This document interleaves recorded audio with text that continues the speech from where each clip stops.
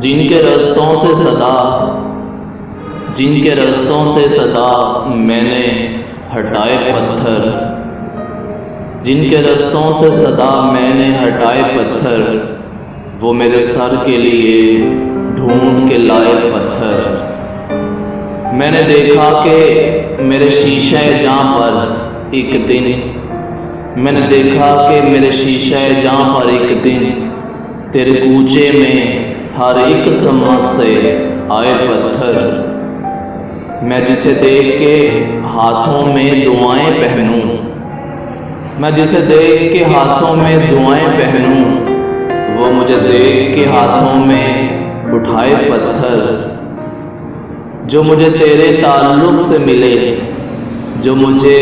تیرے تعلق سے ملے، میں نے وہی کبھی چومے کبھی آنکھوں سے لگائے پتھر۔ میں اسے زخم محبت پہ سجا کر رکھوں، دشت الفت سے جو میرے لیے آئے پتھر۔ تیری آنکھوں کے تغافل سے تیرے پہلو میں جب میرے ہاتھ نہائے تو نہائے پتھر۔ اس کی خوشبو کی طلب میں جو میں گھر سے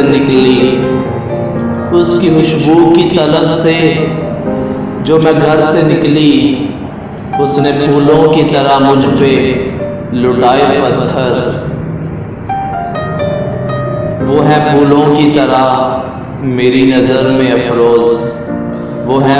کی طرح میری نظر میں افروز، جتنے بھی میرے لہو میں ہیں نہائے پتھر۔